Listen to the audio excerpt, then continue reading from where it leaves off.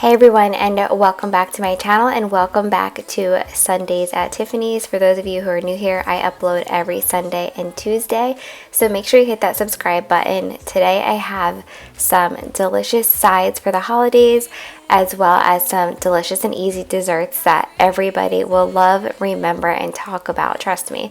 So the first thing I do, I always like to write down my recipes together with whatever I'm cooking, because I try to save time as a mom of 4 and kind of cook a bunch of stuff at once. So the first thing I'm doing is just washing my produce. I'm going to go ahead and get these sweet potatoes started because that will take the longest to cook.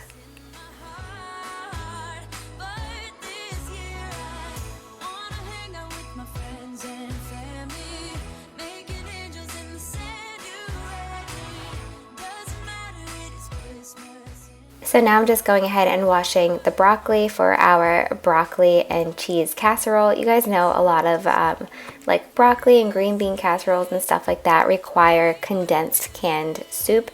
Being that our family is gluten-free, it's really hard to find a gluten-free condensed soup. So I'm going to be using like sour cream and cream cheese to make it without the soup. Not only is it delicious, but it's also keto friendly. I know a lot of people are on the keto diet and really like that for themselves. I personally never tried it, but I just wanted to throw that in there. Also, as always, all of my recipes are gluten-free. That doesn't make them any less delicious, and whenever I'm using gluten-free flour, you can always go ahead and sub out your regular flour or whatever flour that you like to use. And if you're into this cooking type content, I am planning an ultimate meal prep for after the holidays. I'll probably have the video up before the holidays, but I just know that like a lot of people try to get back on track with eating healthy and getting stronger after the holidays are over. So make sure you stay tuned for that video. I'm really excited to make it, not only because I love meal prep and the convenience of it, but I'm excited to start eating healthier again as well. If you've watched my videos in the past, you know I sometimes bake my sweet potatoes for sweet potato casserole, or I boil them whole, but this is the first time I'm cutting them, and I found it really easy as well, so I'm probably just going to do this from here on out. So yeah, I'm just going to go ahead, cut these up, put some water and some salt in here, and let these cook.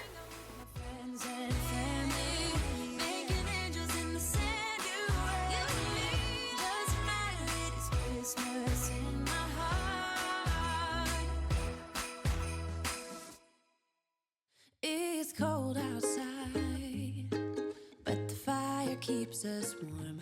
We can spend the night underneath the mistletoe, and I've gotten you a present that I put under the tree. Tomorrow it is Christmas, the first for you and me. The snow is falling down, the storm is on its way, but as long as you're around, everything. Next, I'm just steaming my broccoli. So basically, I just wanted to get the produce started first for our 2 side dishes, and then we're going to get into baking some cookies. So I'm using King Arthur's 1-to-1 flour. I really love this flour for a gluten-free flour. These cookies have more ingredients than I would usually use. I usually go for recipes that have minimal ingredients, but I really wanted to try these cookies. So I have the regular gluten-free flour in here, King Arthur's 1-to-1. Now I'm using some almond flour, and I will have all these recipes linked below, so don't worry.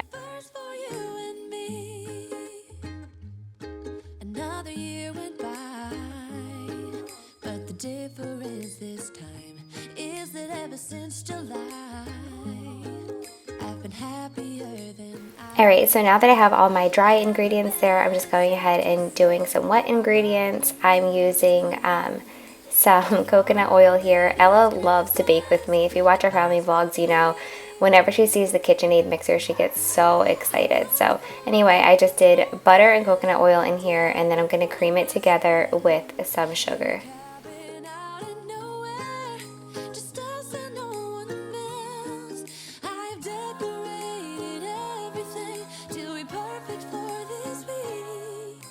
Tomorrow it is Christmas, the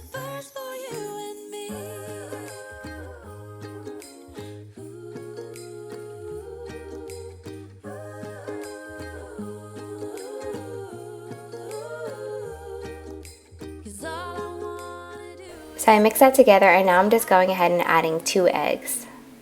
Tomorrow it is Christmas, the first for me and you.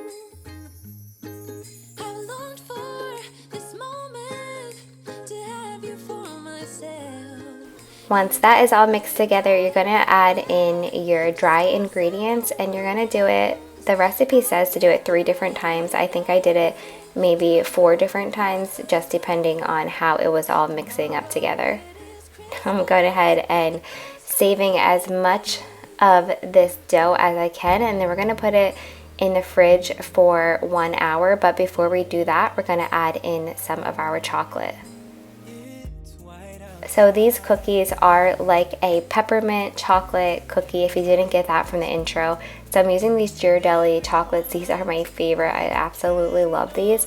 You could also use, I think you say Andes mint chocolate, Andes, A-N-D-E-S.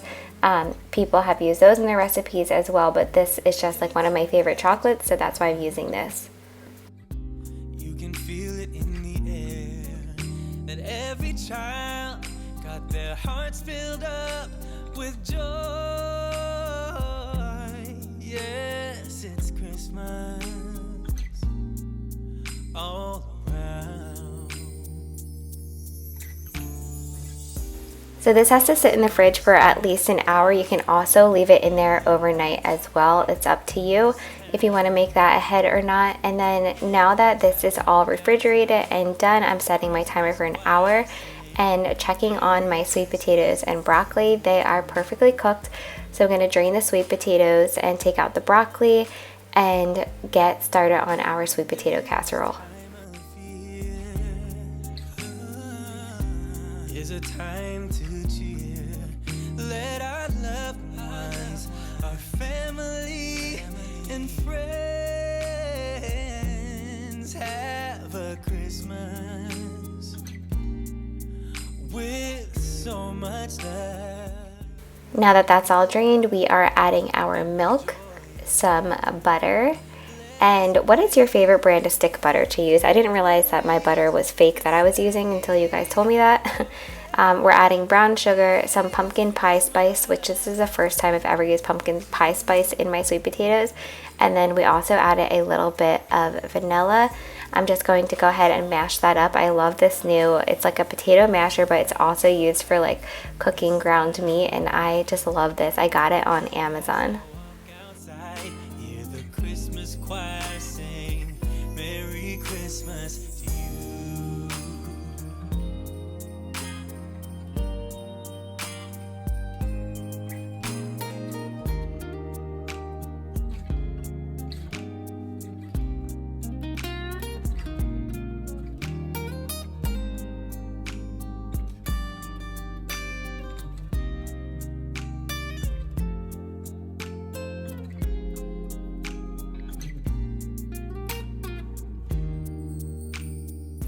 Next, we are making the topping. For those of you who like a lot of topping on your sweet potatoes, I would probably double this. This is my first time using this recipe, and I like a lot of topping on my sweet potatoes, so I probably would have doubled this or even tripled it. I usually do my sweet potato casserole with just marshmallows on top, but now I'm doing pecans, brown sugar, and butter.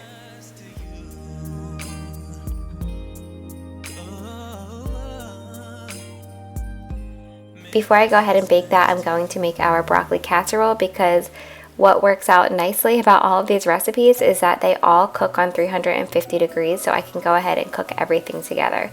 So I have cream cheese, sour cream, some cheddar cheese, and now some garlic powder, pepper, and salt, and that is it. It's super, super easy.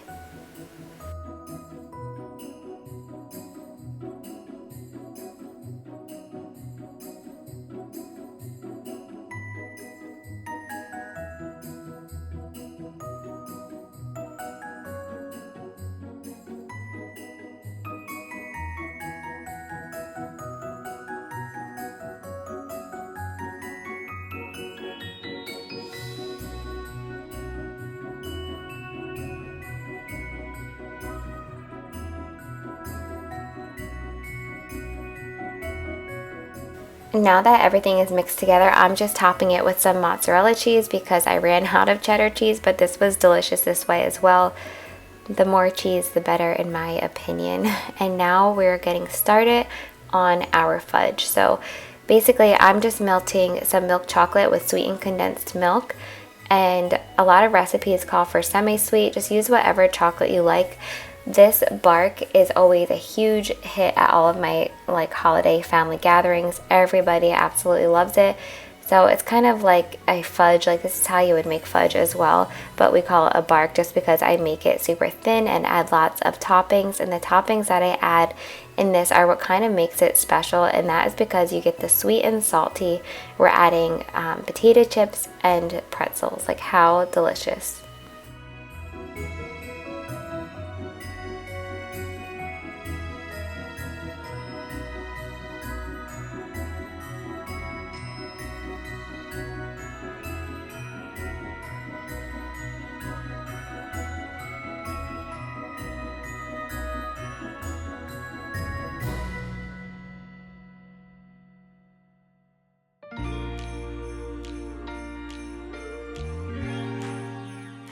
If you look at the recipe that I use for this on Pinterest, you'll see it tells you to put it like into like a smaller pan.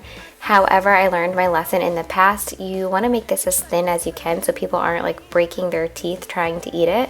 So that's why I do it this way. I just spread it out as thin as I can on some parchment paper. I put it on top of this dish here just to transfer it to the fridge, and then I put it in the fridge for at least 10 minutes, and then you're going to top it with some more pretzels and chips and dark chocolate, but we'll get to that later. I took our cookie dough out of the fridge. I'm just using my little cookie dough scoop, and these peppermint sprinkles I found on Amazon. Great find, so that I'm not sitting there chopping up candy canes, but I'm just basically rolling them into the candy cane topping slash sprinkles, whatever you want to call it, and putting it on my baking dish.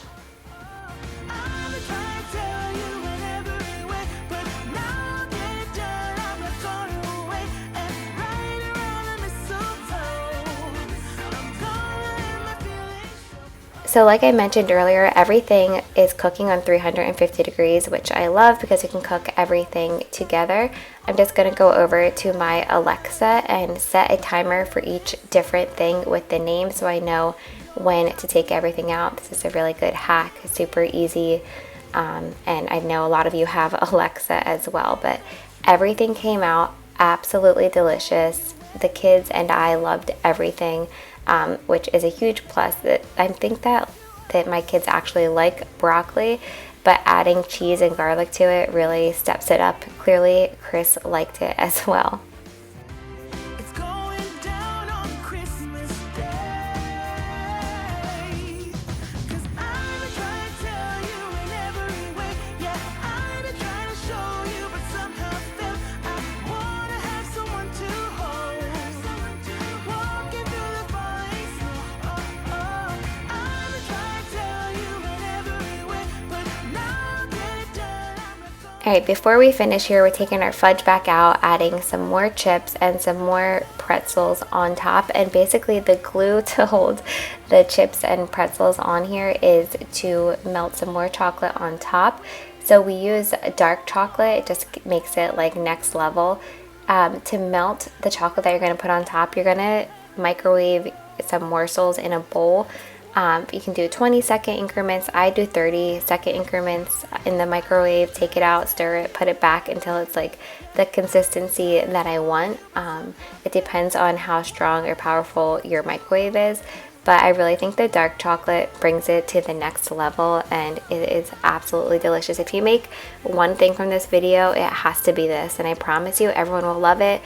You're going to put it back in the fridge for a little while longer for the new chocolate to harden, and then you can go ahead and cut them up. This makes a good gift in a jar, a good thing for work parties. It's really easy to transfer, so that's why I love this recipe as well.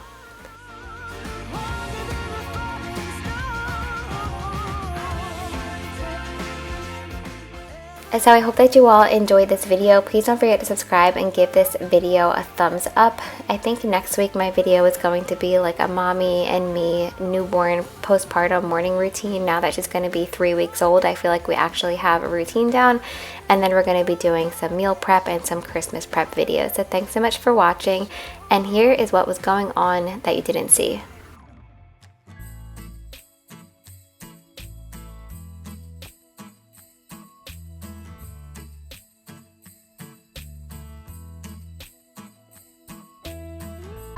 Broken. Don't ever forget you're golden. I will find a light in your soul. I'll be there. Never leaving you in the darkness, even when you're out of focus. I will be the light in your life. You'll see it clear. I'll be your inspiration.